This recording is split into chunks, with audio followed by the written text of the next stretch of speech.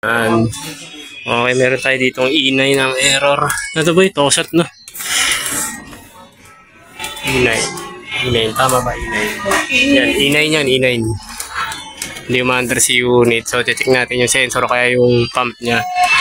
Barado na kasi. Pinatay na nila tong unit eh. Parehas lahat yan. Puro tumutulo na. No, ito yung may unit na may problema na blink, no? E9. So, ayan, binabakasan natin. So, dun sa error niya, ang pagkakaalam lang natin dun is yung float switch niya, no? Maaari yun, barado na kasi sobrang dami na sigurong jelly dun sa loob. Kasi yung isa kanina dun, yung nilinis namin, sobrang dami ng jelly. Kaya nagtutulo na rin. Tsaka hindi na malamig. So, ito naman, pinatay na nila sa breaker kasi nga, may error na hindi na siya umaandar, tapos tumutulo. Ayun, makikita nyo tumutulo. Ayun, itulo pa rin. So, maaaring yung error na yun is dun sa may float switch lang. Baka hindi na siya tumataas. Kasi baligtad to eh. Yung float switch na to, mamamatay si unit kapag puno na yung drain pan niya. No? Hindi na muna siya gagana. Tapos kapag wala ng tubig dun sa drain na pan niya, tsaka under si fan. Yun yung ganun yung system. So, titingnan natin mamaya. Ano ba? Mga katek, nababa na namin. Tapos ito, punong-puno ng jelly. Oh. Ayan oh. Jelly. Pati yung dito. Ayan oh. Laki ng jelly oh. Haba ng kapal ng jelly. Tapos, ito yung pinaka-pump niya. Siguro kaya hindi na rin makahigop ng tubig kasi nga barado na ng jelly. Tapos, yung pinaka-float switch na yon, yung puti na yun kung makikita nyo. Baligtad kasi yan eh. Mga boy. Yan. Yan, linisan mo na rin yung boy. So, yung mga katikno, yung float switch na yun kasi, kapag nakababa siya, ang ibig sabihin kasi niyan, gumagana si unit. Yung float switch na yun. Kapag umangat ka siya na ganun, papatay niya si unit. So, magpapump siya. Ipapump niya yung tubig, i-drain niya. So, ang nangyayari ngayon, hindi siya na-drain, no? Muntik pa malaglag.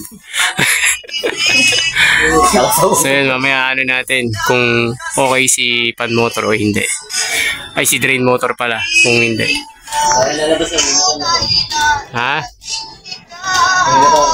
Oo. Oh.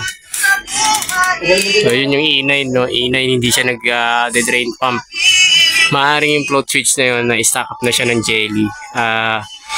Lagi siyang nakababa. Imbis na nakataas siya kasi nga marami ng tubig puno na para mag-on si drain pump.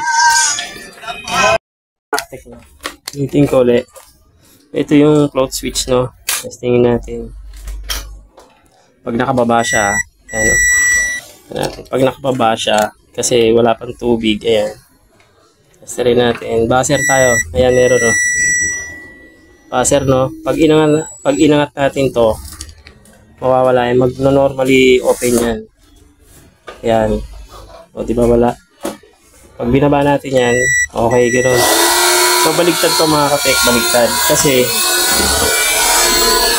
pagka nakababa siya, ibig sabihin walang tubig sa drain pan, gagana si unit. Ngayon, pagka puno na ng tubig si drain pan, nakaangat lang yan, patay si unit, hindi talaga lalamig. No?